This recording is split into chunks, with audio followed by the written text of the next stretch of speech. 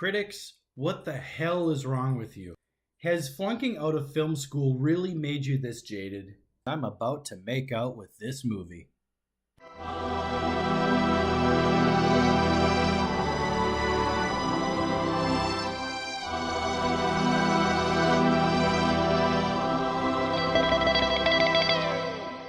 Casper! Ooh. Currently, Casper holds a staggering 44% on Rotten Tomatoes. Now, Casper is a ghost that is trying to find a friend.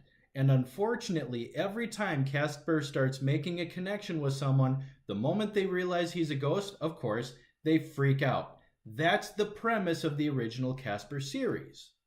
So then how is it that you can take that very simple premise and turn it into a full-length motion picture? Now, Casper starred Bill Pullman and Christina Ricci. Now, Bill Pullman in this film plays the role of a psychiatrist who has lost his wife. And as a result, he has gone into the paranormal aspect of psychology in order to figure out how he can communicate and potentially bring back his wife. Christina Ricci plays his daughter, who is unfortunately along for the ride. So they are brought in to try to help these ghosts in this house find their unfinished business and be able to move on.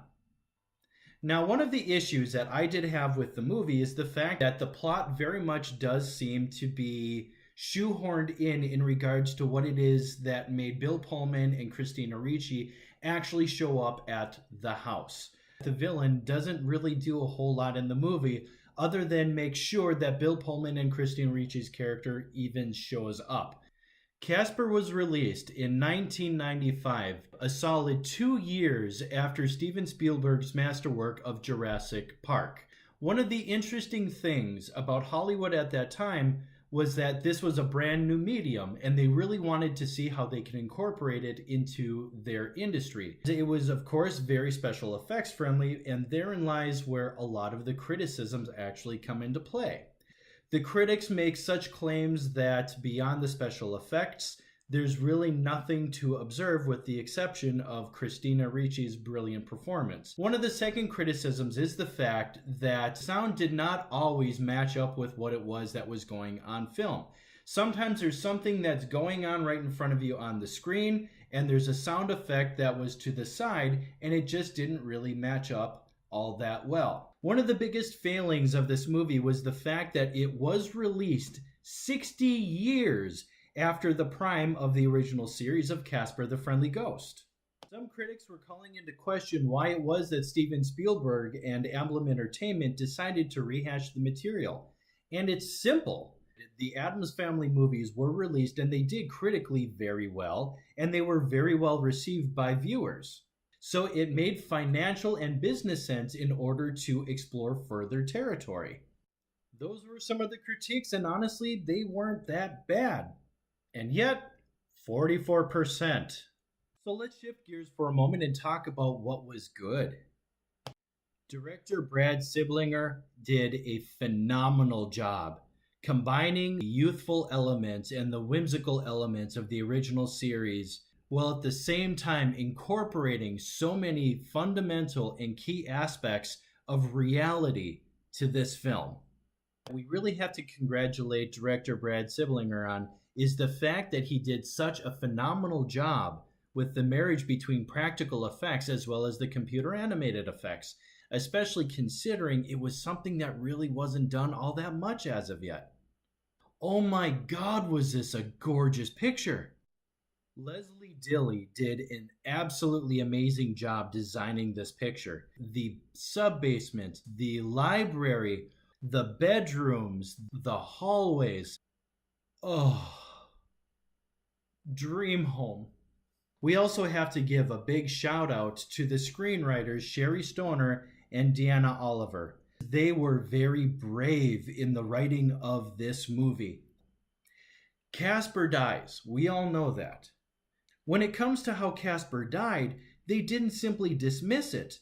They gave it appropriate screen time and had Casper himself explain what it was like to die. Casper, Yes? What was it like to die? It sucked. If the story of Casper's death would have been handled in any other way, it could have been extraordinarily cheesy. Oh my god, the music. Oh god, there's so many themes. The score was written by James Horner, who really does a masterful job of marrying those creepy, eerie elements of the supernatural with a sense of whimsy to be able to bring it a nice lightheartedness. But at the same time, he also inserts an element of deep, deep melancholy. If you hop onto YouTube and look up the melody of Casper's Lullaby, and imagine that this story is being told by a ghost who is explaining how he died, you will most likely be moved to tears. And that's strewn throughout the entire score. One of the beautiful things that I think about with Casper is the fact that it is a very complex kids movie. And in fact,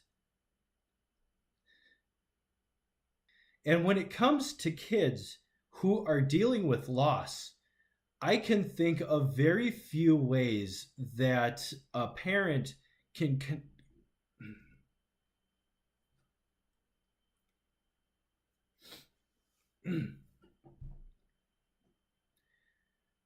One of the things that I absolutely love about this movie is the role that it can actually play within a kid's life. When kids have to deal with something as complex and as something as unknowing as death, it's going to be difficult to be able to explain what exactly is going on. So the nice thing about this type of film is the fact that it can give an idea to the kids of what they're going to be going through.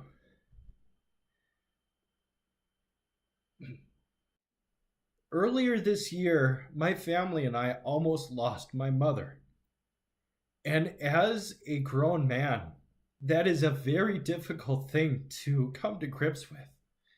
So when I think about this movie and the role that it actually can play for kids who are suffering from grief, this can actually bring about a certain level of calm and of understanding to them, because it's hard enough for an adult to really wrap your brain around, much less being a kid, to have to understand how this type of thing can happen.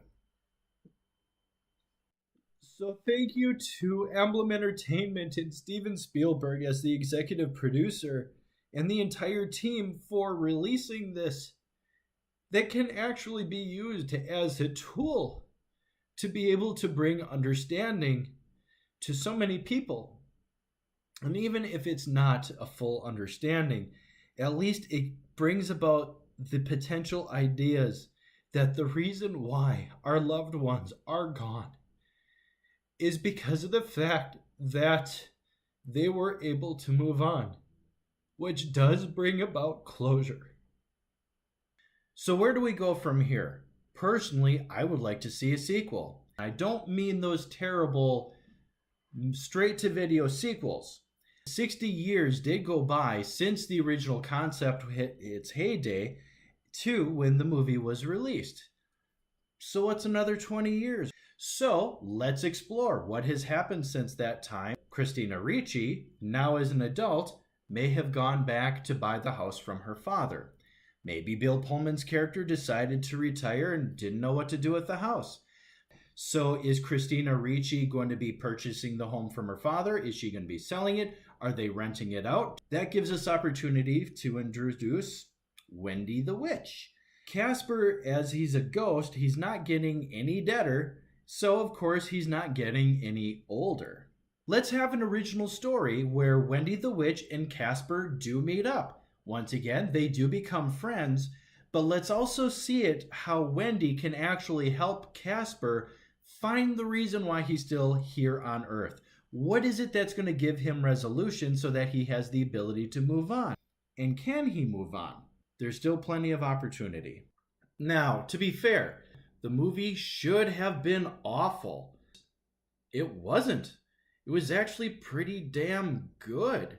Ironically, when I told friends of mine that I was going to be critiquing Casper, their comments were, "I love that movie." Well, critics, where the hell were you on this aspect of it? I have a theory. I think that most critics went into that theater with preconceived notions, and as a result, the movie was judged long before the opening credits even started. I really do think that this is a really good example of what we think a movie is going to be like can be very different from what it is that we're actually presented. Thank you very much, everybody, for joining me today in my criticisms and praises of Casper.